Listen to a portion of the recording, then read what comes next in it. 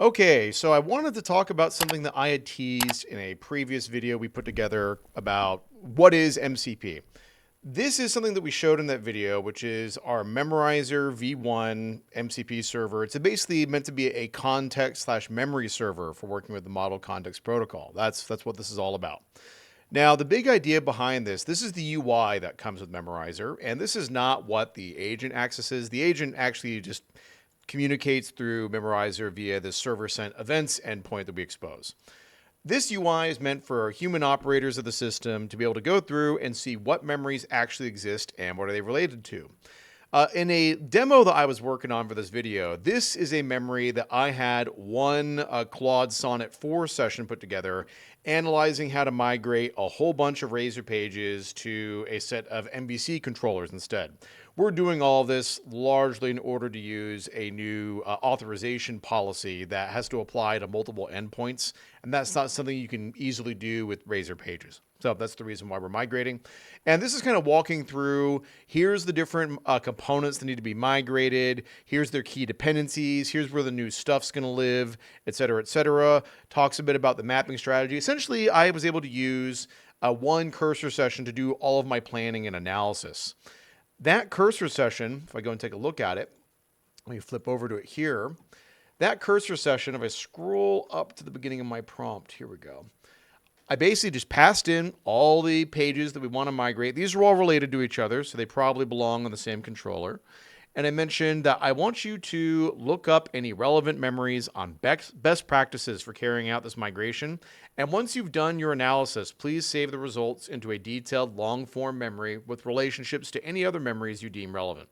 Now, I actually don't usually need to tell Cursor to try to access memories because my system prompt, which I'll show you a little bit later, instructs it to do just that. But in this case, I wanted to be a little bit more specific because the output from this task is supposed to be an implementation plan saved as a memory. So the first thing that Cursor did was it went ahead and looked for this string. So this is all synthesized by the LLM, ASP.NET Core, Razor Pages, migration controller actions, and it's going to search at similarities of 70%. This is the vector search distance that Memorizer is going to use to try to find relevant content. Now, we didn't find anything at that distance, but one thing that we'll do as part of Memorizer trying to be helpful is we'll go ahead and throttle down the memory distance and say, you know, we couldn't find anything at 70, but we found 2 at 60, and here's what they were. And the agent decided this was relevant.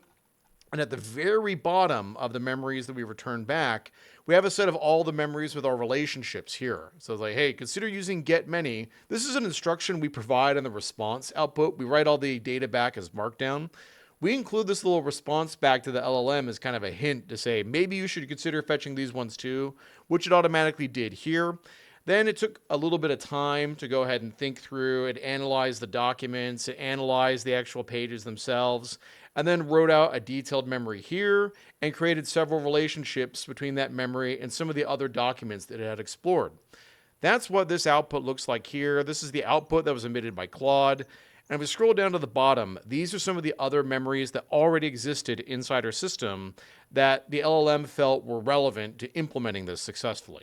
So if we take a look here, this is basically how to get rid of like a stupid inheritance pattern that's inside this legacy code base. This is a technical document on best practices. This is touching on basically how we shouldn't be using the old repositories we're trying to get rid of in the system, how we should only be using the new ones if they're available. All really good, relevant information. In the next prompt over here, if I go back to this one and I scroll up to the top, sorry, that was the prompt we were just looking at. This is the one I wanted. Here we go. All right, let me scroll up here. Okay. One thing that I did is I basically said, rather than giving it a detailed prompt this time around, I said, please resume work on the action items detailed in this memory. And that memory GUID is whatever's hanging off the end of this URL right here. Memorizer is going to make that memory retrievable via the get call right here, which it did. And then we automatically loaded all of the other related memories to it. And from there, I'm not actually sure how far Cursor's gotten in the implementation work on this because I haven't been actively monitoring it, but it was able to go through and get all of the relevant work done. So if I go ahead and scroll that down and go back to here, So Memorizer is available on Docker Hub. We include some instructions in this little Docker Compose file, which will allow you to spin it all up locally. Now, Memorizer depends on Postgres with pgvector enabled, and it also depends on a small Olama instance for generating embeddings. All that will be spun up for you automatically inside this Docker Compose file. And that Olama instance is tiny. We're able to go ahead and run it inside our CI/CD on GitHub Actions. So you should be able to run that no problem on any computer, even a Raspberry Pi. Doesn't require a GPU. It's a very small model just for generating embeddings. You might want to pick a more sophisticated embeddings model than that one. You'll get more accurate search results that way. But this will be enough to kind of get you started. And then if I scroll down a little bit further, you can see down here that we have our example system prompt for LLMs. You can go ahead and copy this into your rules files in Cursor or your general system prompt. And this type of feature is available, and I think in every AI-based coding platform out there. But something like this will help ensure that the memory system gets used and accessed pretty frequently. The way you'll want to go about deploying this is because this MCP server is a single instance that gets communicated with by all the agents that have your MCP configuration, you want to have it deployed somewhere where it's accessible from all the machines you're working on. So in our case, we have a test lab here at the Pettibridge office. We have this running on like a 10-year-old gaming rig that I transformed into a very lightweight LLM server. And that's where that thing runs. You could even run it on a Raspberry Pi if you wanted to. And you can have multiple people from your team. You can have multiple agents all working on this. This is a really effective system for being able to do context transfer between workloads, between people, or even between agents if you're doing some sort of multi-agent work.